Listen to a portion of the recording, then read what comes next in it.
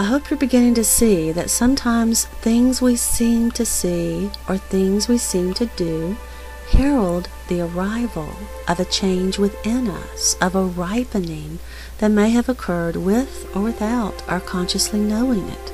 So sometimes we find ourselves acting out things that we aren't consciously aware of. We perform them unaware that this is what we're doing. And in the same way that our projection of aliens may be a sign of our impending new collective awareness of this new jump that we'll make like electrons into a higher level of understanding, out-of-body experiences can also be a sign as well as a way that we demonstrate our genuine acceptance of yet another higher truth. It may be our acting out, our demonstration, that we have begun to truly realize that we are not these bodies that we originally thought ourselves to be.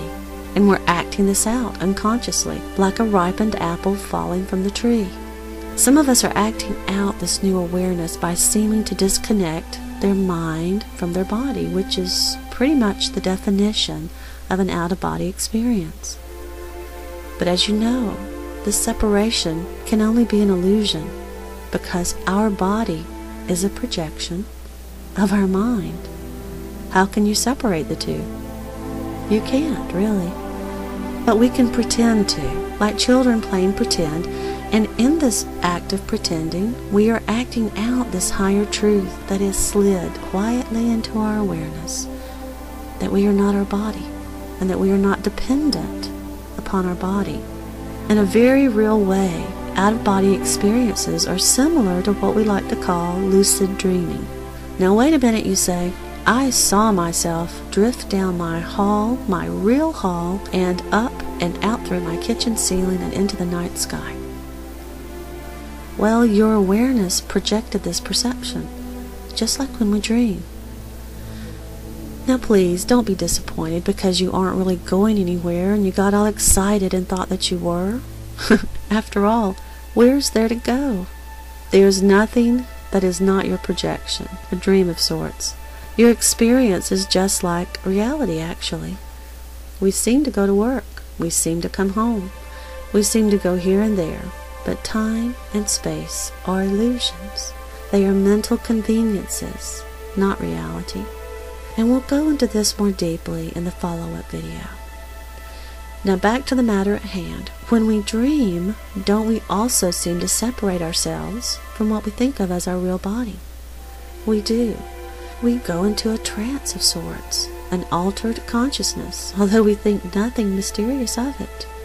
And once we've done this, we go to all sorts of places in our dream bodies, bodies that can sometimes fly, or run without tiring, or can even pass through walls if the dreamscape default pattern grants it permission to. Can you see the similarities to what is described as an out-of-body experience? It's because they are similar. And the higher truth is, no one is actually going anywhere anyhow, in any state, awake or asleep, in or out of their body. Now toggle here with me, because on one hand, we are this dream character who is only beginning to see what he is and to reach backwards into the consciousness of the dreamer. So to our dream character, all of this is real. He goes places. He has out-of-body experiences.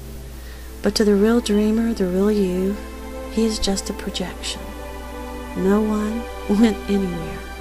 So when we look at the bigger picture, out-of-body experiences are a different reality we project with different rules, just as we do when we have a regular dream. And this is all fine. Can you see this? So have all the alien encounters and out-of-body experiences that you can fit into your schedule. But don't feel left out if you don't have them, because your method of externalized expression may be more subtle. Don't worry if you seem to experience little or none of these things. But there is one thing we do need to worry a bit about. Watch ourselves and not become overly fascinated with any of these symbolic expressions, as cool as they may seem to your dream character who's sitting there listening to me speak today. See these experiences for what they are, your expression or acting out or demonstration of these various new perspectives as they begin to come forward in your awareness. They may be real, but they aren't really real. They may seem fact, but they are not the higher truth. Please join me in part 10 for some insanely deep thoughts.